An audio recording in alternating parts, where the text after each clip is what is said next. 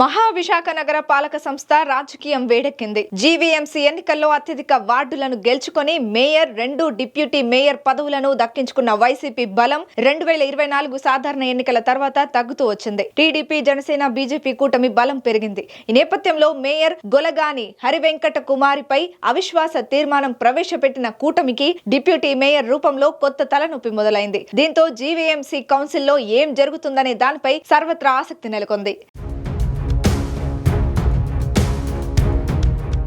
విశాఖ జీవీఎంసీకి 2020 మార్చిలో జరిగిన ఎన్నికల్లో మొత్తం 98 వార్డులకు గాను వైసీపీ 59 వార్డులను గెలుచుకుంది.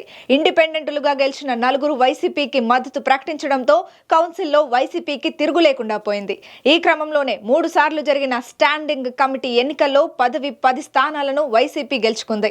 2024 సాధారణ ఎన్నికల్లో టీడీపీ, జనసేన, బీజేపీ కూటమి రాష్ట్రంలో అధికారం దక్కించుకోవడంతో జీవీఎంసీ కౌన్సిల్లో సమీకరణాలు మారిపోయాయి. 58 మంది కార్పొరేటర్లలో దాదాపు 31 మంది టీడీపీ, జనసేన, బీజేపీలో చేరిపోయారు. దీంతో వైసీపీ బలం 27కి తగ్గిపోగా కూటమి బలం 70కి పెరిగింది. వీరు కాకుండా ఎక్స్ అఫీషియో సభ్యులుగా కౌన్సిల్లో ఓటు హక్కు కలిగిన ఎమ్మెల్యేలు 8 మంది, ఎంపీలు 2, ఎమ్మెల్సీలు 1 కూటమికి ఉన్నారు. ప్రస్తుతం కూటమి సభ్యుల సంఖ్య 81కి పెరిగింది. దీంతో కౌన్సిల్లో తగినంత మెజారిటీ ఉండడంతో వైసీపీకి చెందిన మేయర్ గొలగాని హరివెంకట కుమారిపై అవిశ్వాస తీర్మానం పెట్టారు. అయితే మేయర్ గా పీలా శ్రీనివాస్ పేరు ఖరారైనట్లు తెలుస్తోంది. అయితే డిప్యూటీ మేయర్ల విషయంలో మాత్రం గట్టి పోటీ నెలకొంది. ముఖ్యంగా జనసేన నుంచి ఉషశ్రీ పేరు గట్టిగా వినిపిస్తోంది. అయితే విశాఖ సౌత్ నుంచి కూడా పలువురి పేర్లు తెరపైకి వస్తున్నాయి.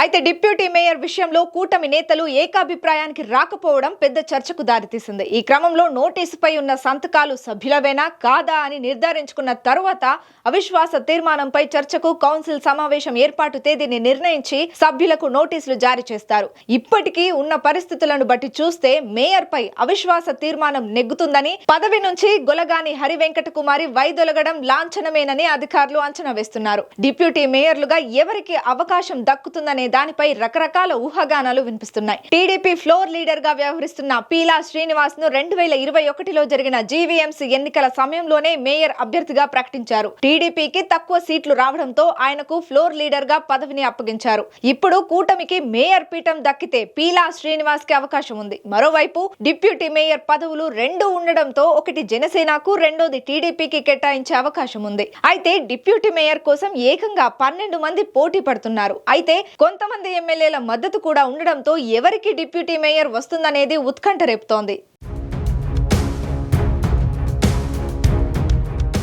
అయితే బీజేపీ కూడా డిప్యూటీ మేయర్ కోసం పోటీ పడితే పరిస్థితి రసవత్తరంగా మారే అవకాశం ఉంటుంది. జీవీఎంసీలో రాజకీయం వేడెక్కడంతో కౌన్సిల్లో ఏం జరుగుతుందనే దానిపై సర్వత్రా ఆసక్తి పెరిగిందని చెప్పుకోవాలి.